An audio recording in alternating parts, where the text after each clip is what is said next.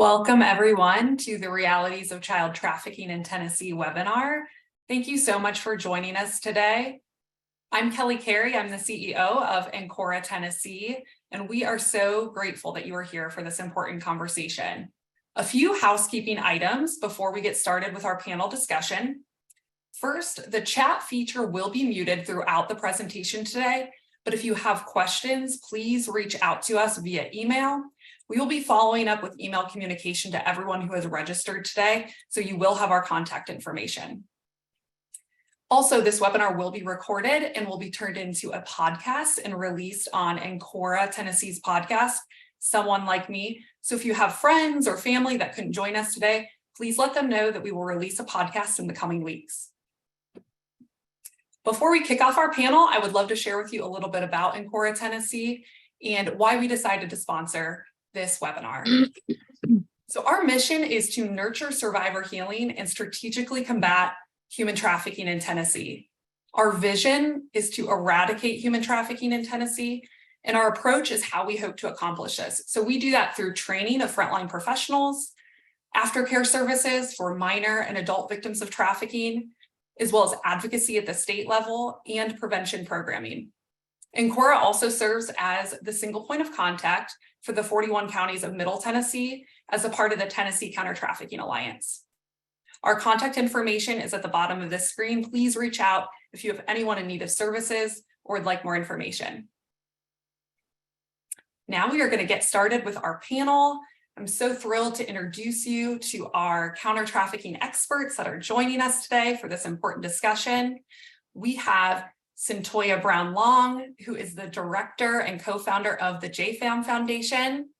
We have Commissioner Margie Quin, who is the commissioner of the Tennessee Department of Children's Services. And then we also have with us Jeremy Lofquest, who is the Assistant Special Agent in charge of TBI's Human Trafficking Unit. Welcome. So to kick off our panel, I'm going to start with Cyntoia, and I'm going to ask if each of our panelists can explain your role and what got you into anti-trafficking work. So we'll start with Cyntoia and then move to Commissioner Quin and then Jeremy. Hi. So actually my role and, the whole anti-trafficking thing really began with Ancora, which used to be In Slavery, Tennessee, because it was a commercial that was run as part of a public awareness initiative that talked about what trafficking is. And I never would have equated my own experiences to what was commonly considered trafficking. But they really opened my eyes to the realities of it and what it actually looks like. And so that just filled me with this passion to educate other people, especially young people, because that public education is such a big part of young people actually identifying themselves.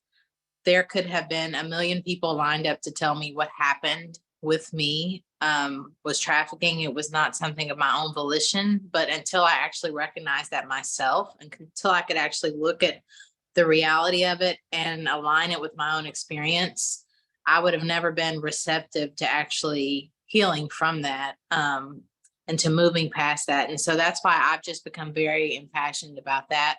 I run an organization where we work with young people to educate them and then also encourage them to use their voice, because I think their voice is the most important voice in this whole fight. And so I know we'll talk about it a little later on, but that's one of the initiatives that I've been working on, and it was largely inspired by In Slavery's own initiative.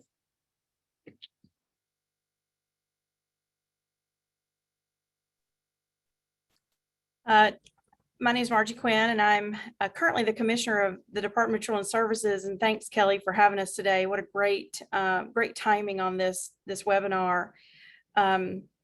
I am in a unique position, having been in Jeremy's position for about 11 years, having been in Kelli's position for a little over 3 years. But it was in doing the work at TBI as an assistant special agent in charge. Around 2008, 2009, I was over the Missing Children's Clearinghouse. And I began to understand during that time period that some of Tennessee's missing children were being trafficked. And I have said for some years now that once you know that, you can never not know that again. And I was put in a position where the director at the time allowed me to do something about that. I was in a position to do something about that. And the legislature at the time sort of commissioned a study to be conducted across the state, where we both quantified and qualified trafficking across all 95 counties. And you can still find that research report on TBI's outreach website, ithastostop.com. And the title of that research was Tennessee's human trafficking website, the ithastostop.com. And what we were really looking at was the impact of trafficking on children and youth. And I think everyone's eyes were opened tremendously to how much was occurring, where it was occurring, how it was occurring. And that, I think, changed the trajectory of kind of everything I was doing at TBI. And that's what led me into the work that I was doing then, what I did after TBI, and some of the current efforts that I'm engaged in at DCS. And so I'm excited to talk about that as the webinar continues.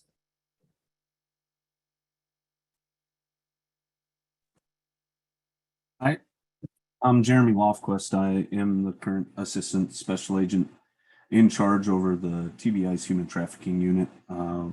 We've got about 7 agents working right now across the state in every grand region to combat trafficking. I took this position in about 2018, and every day is a learning experience. As Commissioner Quin said, there's a lot that you learn that you can't unlearn, but I think part of that drives what we as a team are trying to do, and what we do with a lot of our partnerships with Ancora and DCS and some of the other partnerships we have out there, because we look at this common goal and look at what we're up against, right? But that drives, I think, every one of us, especially on my team. There's a lot of passion with it. So I came from a criminal investigative background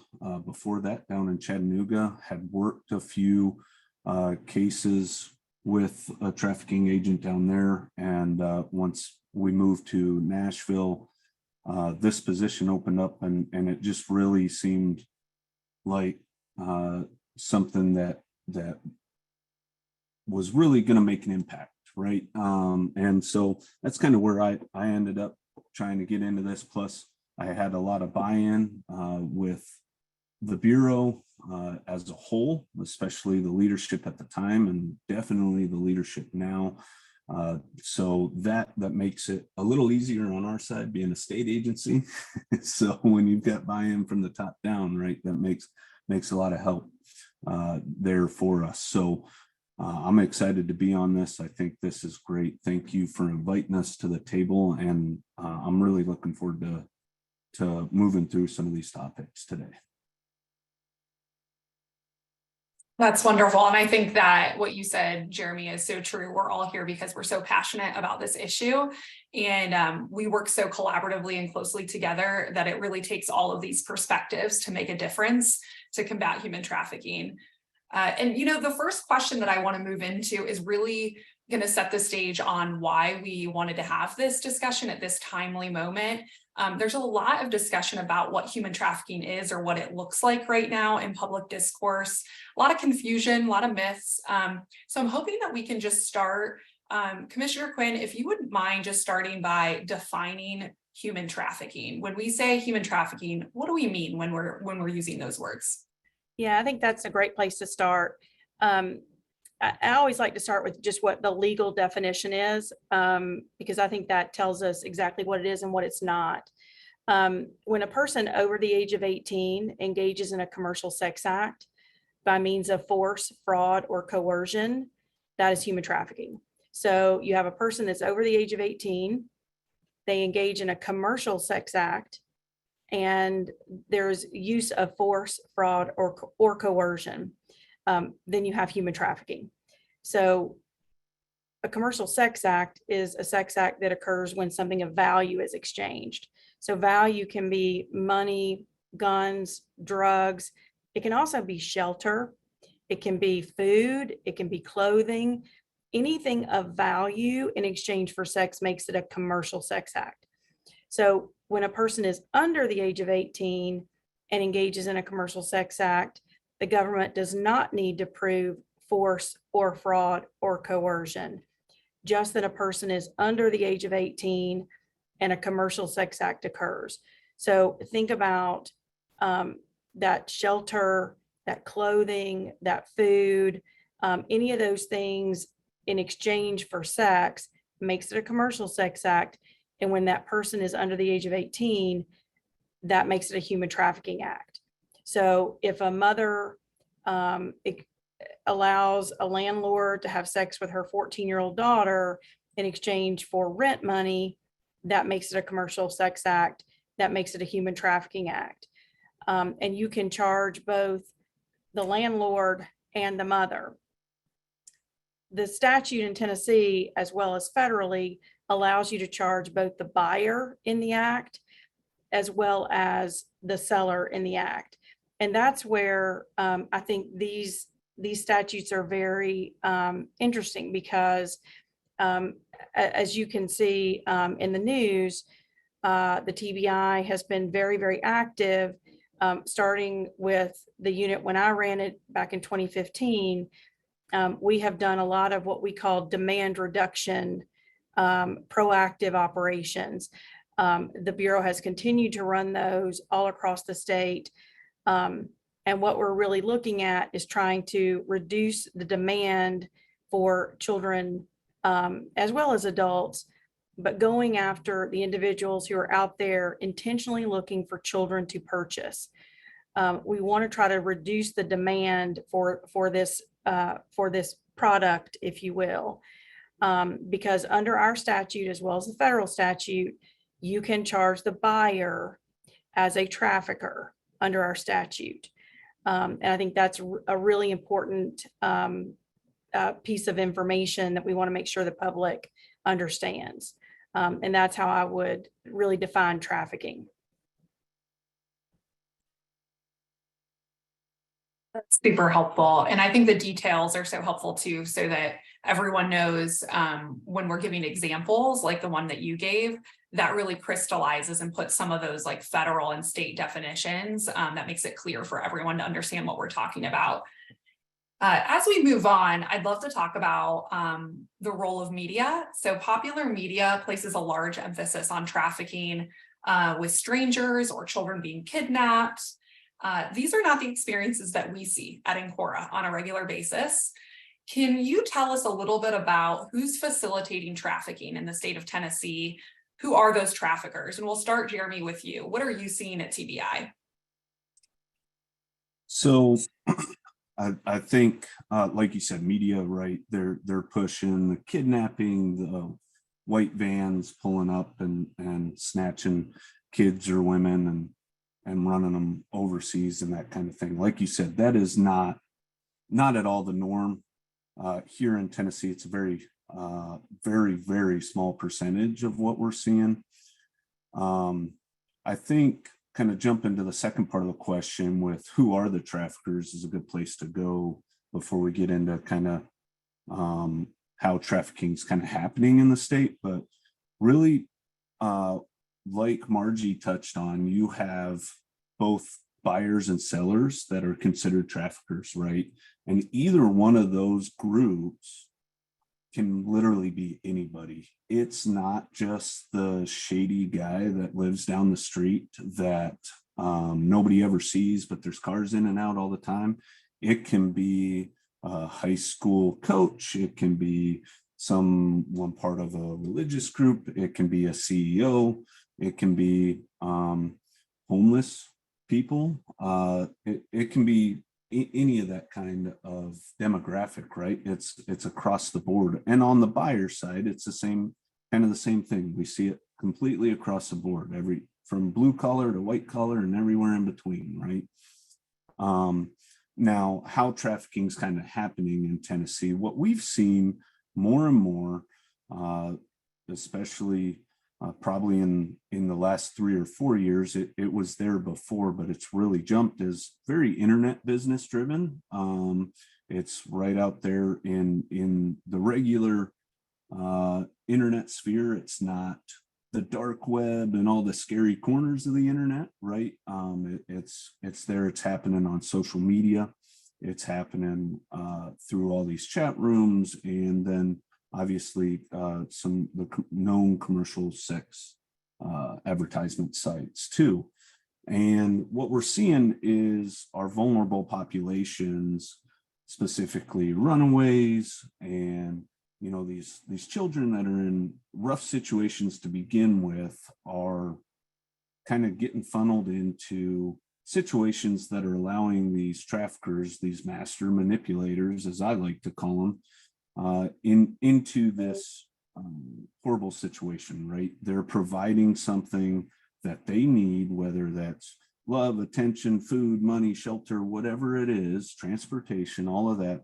And then at some point they're manipulated into providing these commercial sex acts, and then not getting anything in return, right? They're becoming a product and being used. So we're seeing a lot of that, especially in the juvenile realm, but that's also happening a lot with adults too. I think there's a ton of focus on the children. I think there needs to be a ton of focus on, these vulnerable children, but there's also vulnerable adults in this realm too, that probably needs more media coverage, right? So we're seeing a lot of that. We're seeing a lot of it happen gradually, and this manipulation in general. So then we're trying to focus on the children in order to kind of stem the flow of these kids into those traffickers' hands, right? And that's where, having Commissioner Quin over there at DCS with her new unit she started up and all that has just been so pivotal in our ability to kind of get after this. So, and that's the quick down and dirty 5-minute version. I'm sure Commissioner Quin or Cyntoia will have definitely more to add to that. Thank you so much. No, that was really helpful. I'll allow Cyntoia or Commissioner Quin to add to that. I think that the thing that most people are surprised when I'm out speaking in the community is when I share how often it's really trusted individuals that are facilitating trafficking, intimate partners, caregivers, landlords, employers, people who have that trusted relationship. And I think that the community is usually pretty shocked when I'm sharing that during training. Cyntoia or Commissioner Quin, do you have anything to add? Yeah, I think like when we're talking about media, like you see the girl who's bound up, and Jeremy talked about people who are being thrown into the back of vans, things like that. The white van that's picking people off the streets. You hear all that stuff, and it's really does more harm than good, because people see that and they think, oh, well, I'm informed, I know what this really is. I like to talk about trafficking in the form of exploitation, because then it really does cover what it actually looks like. So you have young people who are on the streets or who are in these environments where they have different needs, or they're susceptible to a lot of this glamorization of this certain lifestyle, right? And that's really where I put my focus into these young people, because those are the ones that I see that are coming in. I actually partner with an organization called Epic Girl that focuses on prevention. It's not necessarily a trafficking organization. We focus on prevention for at-risk girls. And these are the girls that you're seeing getting caught up in these situations. And, they look at these people as, oh, this is my homeboy, or this is my older boyfriend. And it's not, the guy who's sitting in the house and has all these women in a house, and what you would traditionally think of as, a pimp or something like that. And I think that media really does a disservice, especially when you have films like, The Sound of Freedom just coming out here all huge and everybody's flocking to see this film.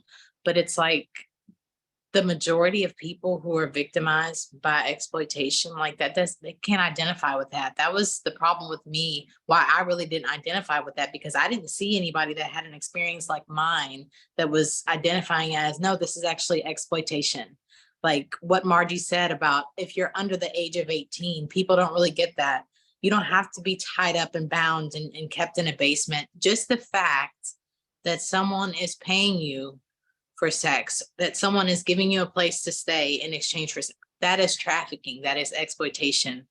And so I feel like groups like Ancora, other organizations, the work that's being done to really educate on what it is important to combat a lot of the other media that comes in. I think the only thing I would add is just that I think vulnerable youth, and we know that as many as 1 in 6, according to the National Center for Missing and Exploited Children, 1 in 6 children who are trafficked in the United States are coming out of the foster care system. That's why it was so important when I came into the Department of Children's Services to really stand up a unit that was just dedicated to serving trafficked youth in the state. And there's a debate internally whether I started this new unit on week 1 after I was sworn in, or I waited till week 2. But we now have specially trained case managers who only have trafficked youth on their caseload, and they work specifically with the TBI and with our Tennessee Counter Trafficking Alliance partners, and the 3 of us work together all across the state to serve trafficked youth in ways that I think are now really intentional. These case managers now have over, I think, 350 trafficked youth on their caseload, and it's growing exponentially. And I would say in the next 12 months, that number will double, given the data that we're seeing. And so I think that the only thing that I would add is that I think juveniles get themselves into situations, they're sort of lured and manipulated, as Cyntoia said, into situations that look really glamorous and really promising and so much better than where they're coming from. And they're boyfriended and they fall in love, and they're buying into something that they're missing at home. And then the table is turned, the situation changes, and then they can't get out of it. It becomes a situation that is extremely scary and extremely traumatic, and in some cases very violent, and there's no escape from it. And once they go down that road, it becomes virtually impossible to get out of it. And so that's why it's incredibly important to have organizations like Ancora in Middle Tennessee, Restore Core in West Tennessee, Grow Free in East Tennessee, who can serve these minors over the long term as they heal, as we recognize and respond, because it's going to take a long time to heal from that kind of exploitation. And Epic Girl, working with the prevention out of the Davidson County Juvenile Court also does a great job. But Ancora is a critical partner for us. The 3 of us now have an MOU that for the first time ever. And I think it's going to be very promising, the work that we're going to be able to do together as we work with juveniles across the state. The key, though, I think, is in getting them identified as quickly as possible. And that requires training. And, the work of Cyntoia, I think, is going to be incredibly important. Recognizing and identifying juveniles as quickly as we possibly can. The longer they stay in exploitation, the harder it is to pull them out, and the longer the road to healing becomes. So I think that's going to be critically important. So much good information there. And I bet that, we probably have attendees that's the first time they're hearing some of those vulnerabilities. I'm curious if Commissioner Quin, if you would be able to expound on some of the vulnerabilities you mentioned with the individuals that are coming out of the child welfare system. Like why are children that are in foster care or that have child welfare involvement or in the criminal justice system, why are they more vulnerable maybe than another youth? And then I'd love to go to Cyntoia after that. Yeah, I think kids that are coming into the foster care system or who are coming into children's services, who are brought in through the court system, I think it's important to know that DCS doesn't bring children into custody. The courts bring children into custody. I think that's a little myth I can dispel. The courts bring children into custody. They bring children into custody because of neglect, because a drug addicted parent, because the situation at home is not the right environment for a child, because there's abuse at home, because parents can no longer care for their child, because persistent conditions at home, because the family needs services at home that where we need to step in, and the child can no longer live at home. Obviously, drug addiction by parents, incarceration by parents.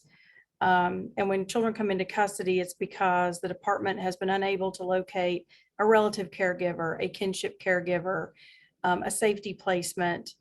And as a last resort, a child is brought into custody, which means a child has no safety net underneath them. And that is a very vulnerable feeling for a child. But when you think about a child coming into custody under those circumstances, trauma has already occurred and adverse childhood experiences have already occurred. And so they have witnessed potentially addiction and abuse, and violence in the home potentially. They may be without parents or have already suffered the loss of a parent. They may have witnessed repeated incidents of domestic violence at home. They may be suffering from mental illness themselves. They may have witnessed mental illness with parents or caregivers at home. And so all of these things in combination create tremendous vulnerabilities, for that child. And then to place them in the foster care system, again, where they have no safety net, creates tremendous vulnerabilities for a child. And then if you have a child that has suffered previous childhood sexual abuse that has gone unmitigated or untreated, you have what's called compounding complex trauma. And that then becomes kind of a recipe for disaster. Then once that child begins to use drugs to cope as a coping mechanism, begins to run as a coping mechanism. Once a child begins to run, they are incredibly vulnerable for exploitation. They're going to be exploited once they run. There's just no way they're not going to be exploited once they run. Once they become a drug user, a substance abuser, and a runner, there's no way there's almost no way they're going to escape exploitation.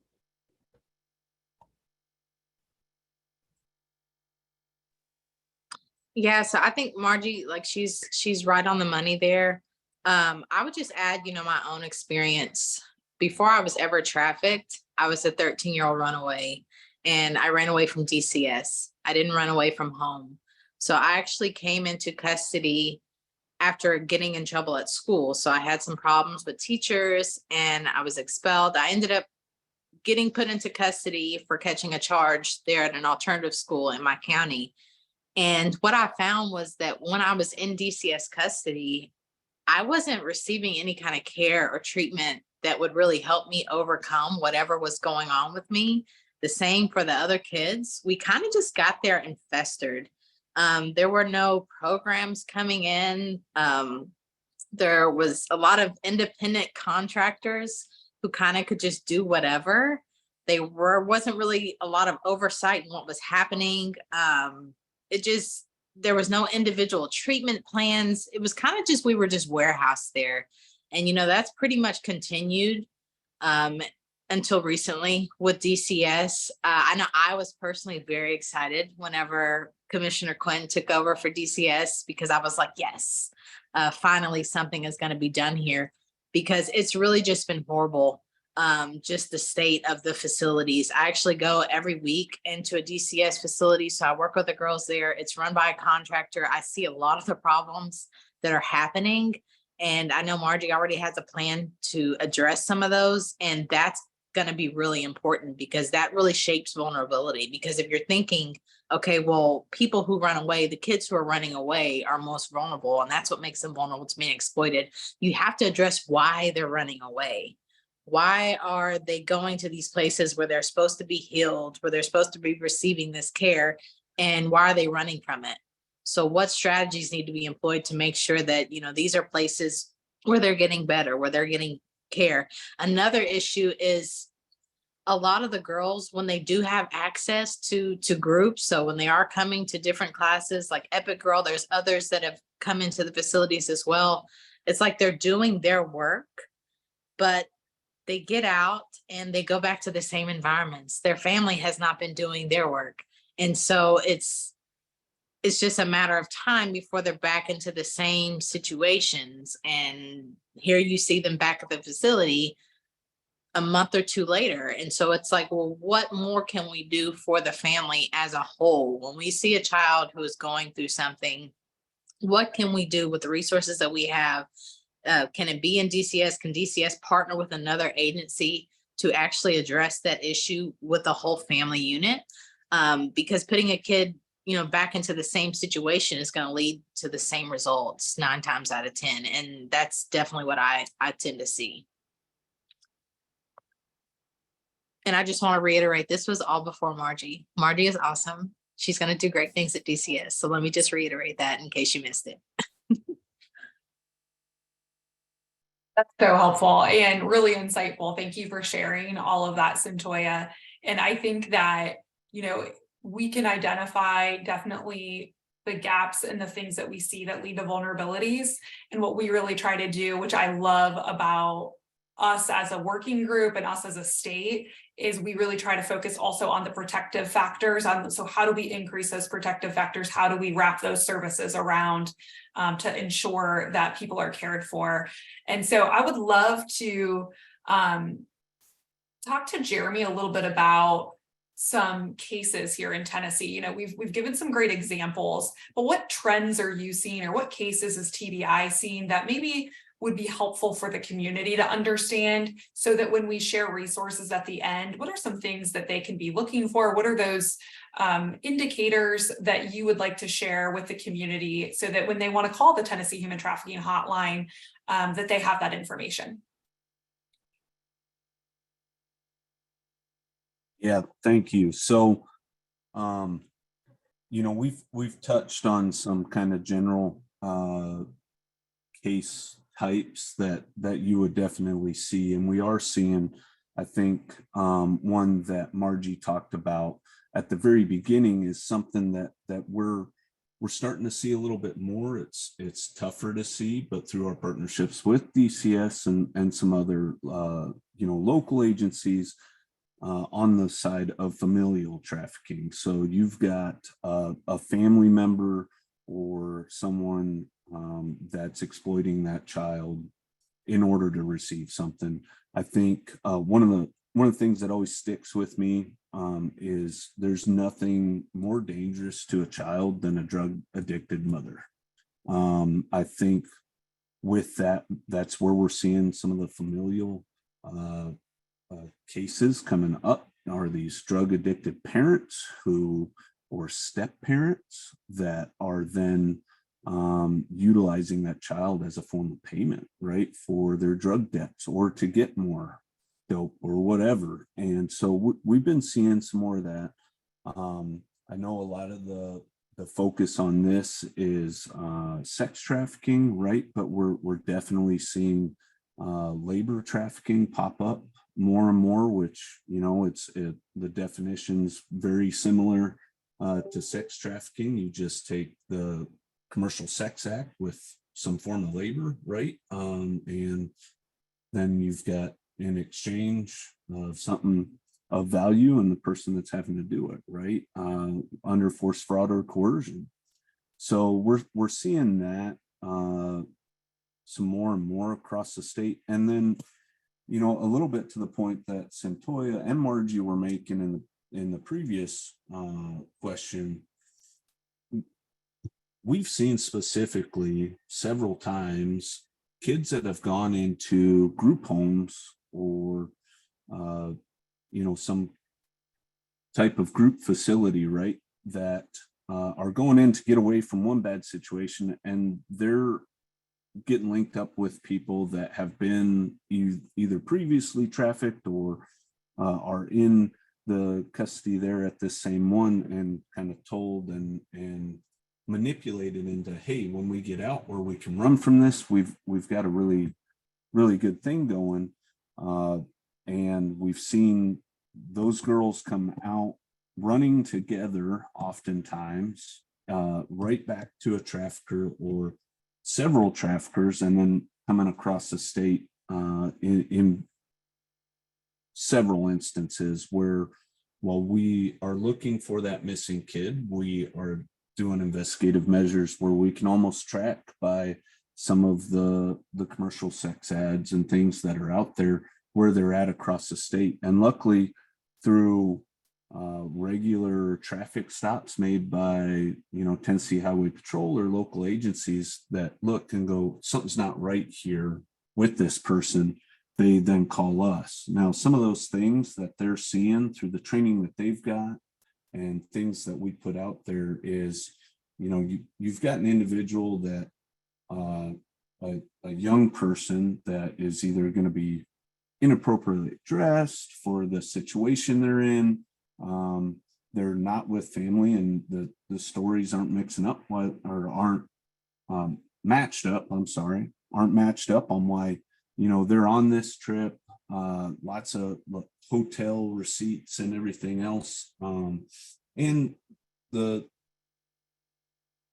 potential victim there a lot of times is not going to be addressing those people of authority in what you would consider a normal manner, right? They're going to be kind of protected from them by these traffickers and not being able to respond directly.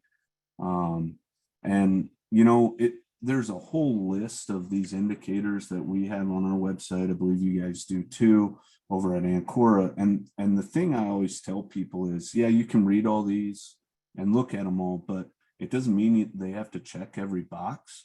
I kind of put it up to the spidey sense, you know, especially parents and police and people in caregiving situations. They're going to have that spidey sense, right? Something that just doesn't sit right.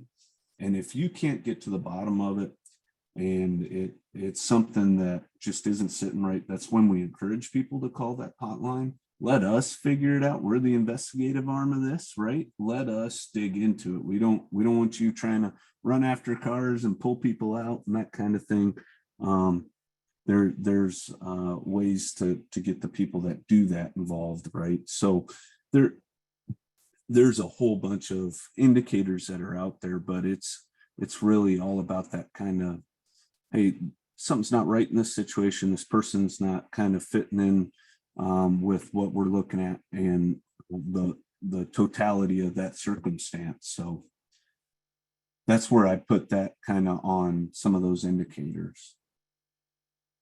I hate to give people just a list to go by, because then they'll check all the boxes and say, oh, hey, we didn't check this box. And that's not always the case. So.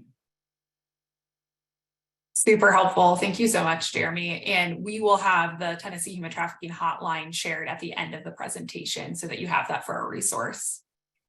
I'm going to ask one more question before we move on to our Q&A. So if an audience member and you have a question, you can type a question into the Q&A box, and based on time, we'll try and field a few of those questions.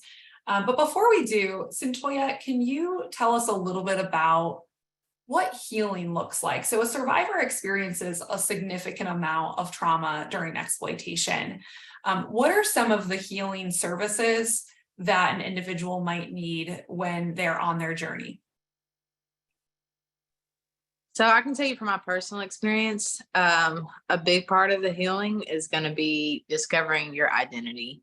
One of the things that was probably the biggest contributing factor with me and my own exploitation is like really losing my identity, allowing other people to shape that and what that was, allowing society to really shape that. So I discovered my identity in Christ, and that is where my healing comes from.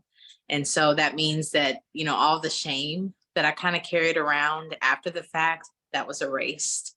Like, I don't have anything to be ashamed of. I'm not going to take ownership of something that someone else did to me. I'm not going to do that.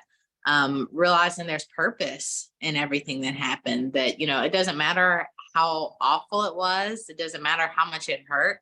Like, God can do something beautiful with that. And so really finding a purpose in that pain, that's really important. A lot of people place emphasis on rescue. Oh, we have to get them out of this situation. But what comes after that? You know, there's a whole life ahead of this person that you have to think of, that comes in, you know, is there going to be other people putting them in these same situations? How are they going to learn how to equip themselves to avoid those situations or to get out of those situations? And so really helping them to develop those tools, that's really important. Thinking about financially, if we're just going to be real about it, because that's a huge factor. When people are put in binds in situations like that and they think, oh, well, I know this for sure, this is an easy way to pay my bills, to get money. Well, what other options do they have? What talents do they have? How can they nurture those talents? Can you teach them the business skills that they need to be successful on their own? Maybe not working for someone. I know God didn't create me to work for anybody else. And so I try to teach my girls to figure out what talents has God given you and teach them the business skills that they need to be successful and to build those opportunities for themselves. I think all of that goes hand in hand. You know, you have to think about, well, how can you get them to a place of healing, but how can you help them to sustain that place, to not go back to what they knew before. So that's really important in my eyes. And that's what's really been, you know, the defining factor for me. I love all of that. That's amazing. I think that you hit so many good points of the inward healing, but also the external things that someone needs, like employment and financial resources and things like that. So both are so critical. Thank you so much for sharing, Cyntoia. That was really helpful. I'm going to look at our Q&A box. We have several questions here that I will pose to our panelists. Let's see. We have prevention. So what can be done to prevent human trafficking? So a lot of folks are saying, you know, that they're learning about this for the first time. Would someone like to speak to the prevention side of things? What can we do to prevent trafficking from happening?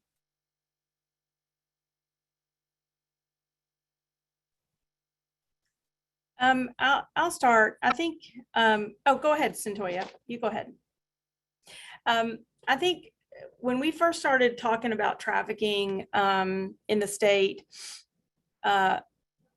we started passing a lot of laws around 2010, 2011, 2012.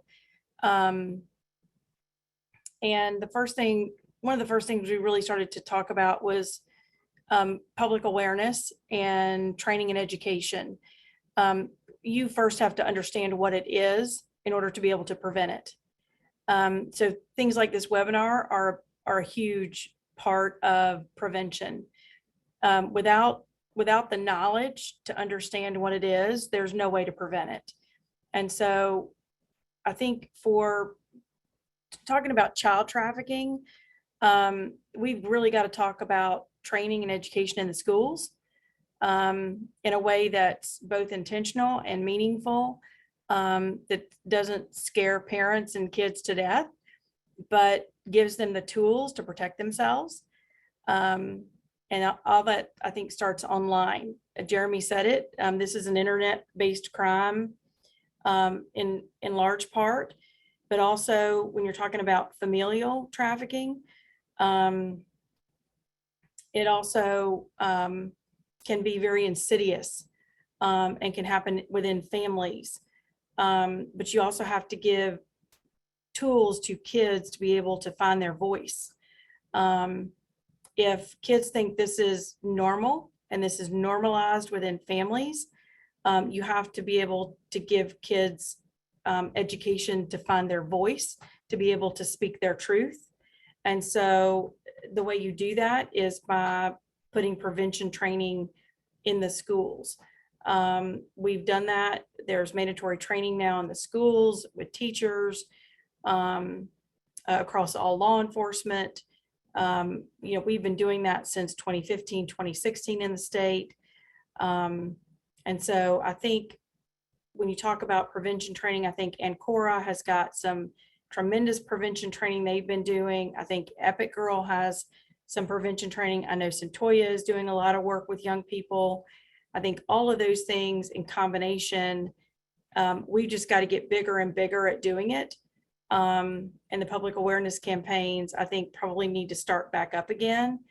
But all of those things in combination are what we need to do and we just need to keep talking about it.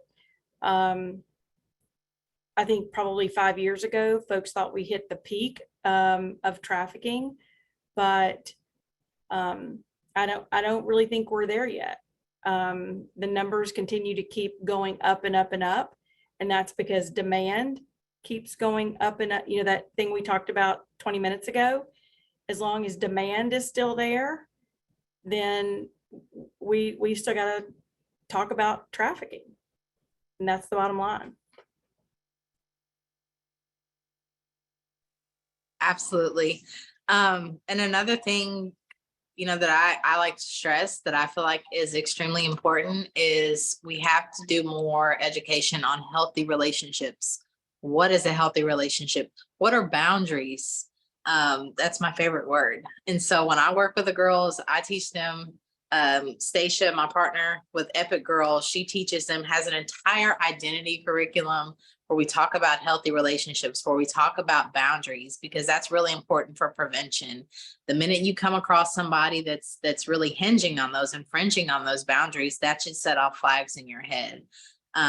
With the work that we're doing with the Glitter Project, the girls, they actually, in addition to putting out facts about trafficking, what trafficking looks like, they're putting words of affirmation out for other young people to hear, because the first time that a young girl hears that she's beautiful, that she's talented, that she's amazing, shouldn't be from a trafficker, because they love to tell you all of that.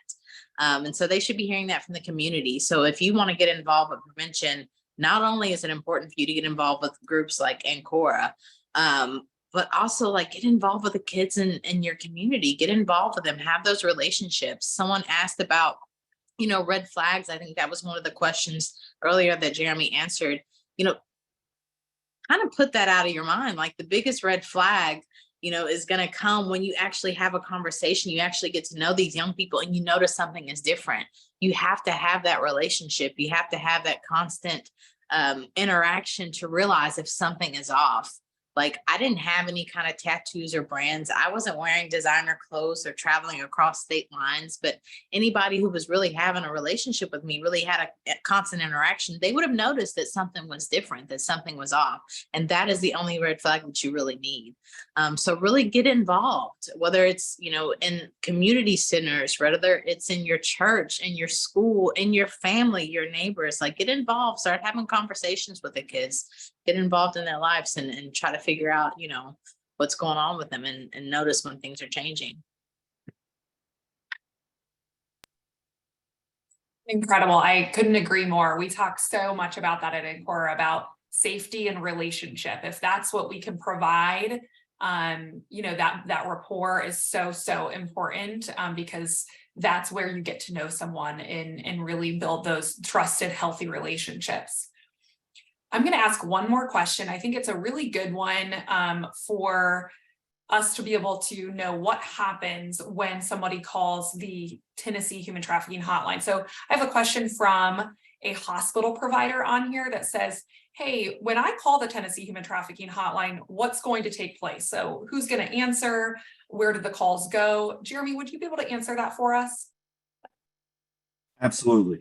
And this is a great question and plays right into a little bit of one of our initiatives on moving towards some more education of our frontline workers there at hospitals and community health places. So you call the hotline, right? Someone's going to answer the phone during the daytime. That's going to be a very experienced person that's going to know exactly everything about what you're about to tell them and be able to direct what your needs are, be able to kind of point you in the right direction on what that tip's going to require. If you're a healthcare provider and you're saying, hey, I've got someone here potentially trafficked, so on and so forth, what that staffer is going to do then is they're going to contact one of the local agents, human trafficking agents in your area. And that person's probably that agent's then going to call you back after you have called the hotline. Very quickly. I can almost guarantee that. That's a big part of our job, and we make sure to do that. So we'll call you back and get someone out there, boots on the ground, to be there with you to help kind of wade through some of that information. At night, same thing's going to happen, but there might be a little more delay, right?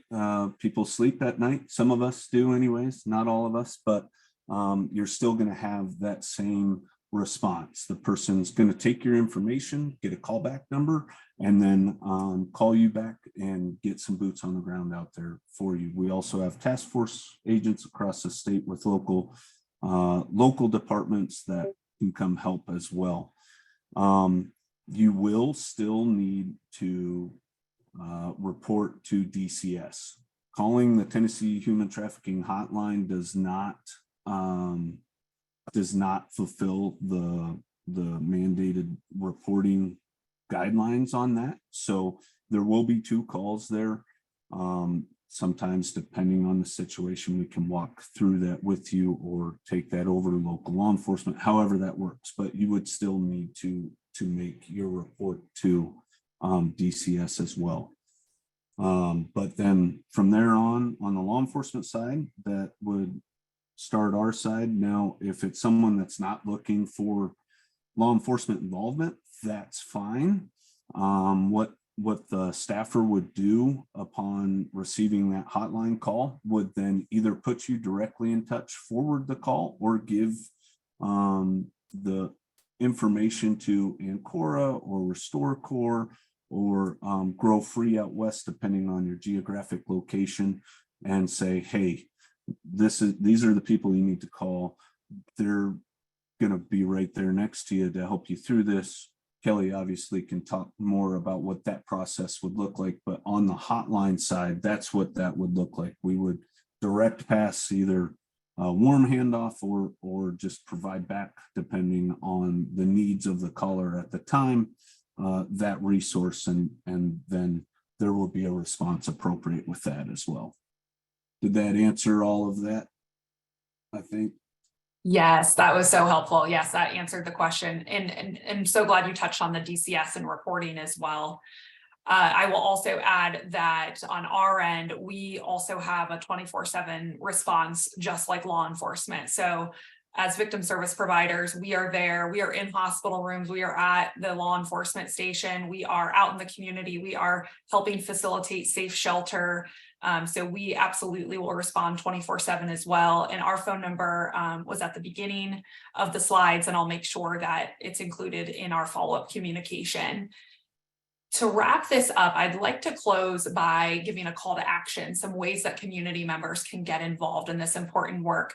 So I'll start with Cyntoia. Can you share with us a little bit about the Glitter Project, and then I can share a little bit about Ancora and ways that folks can get involved with us? Yeah, so the Glitter Project is something that came about years ago when I was still incarcerated, after I was first discovering, what trafficking really is, and just really felt this passion to educate other people. Glitter stands for the Grassroots Learning Initiative on Teen Trafficking, Exploitation, and Rape.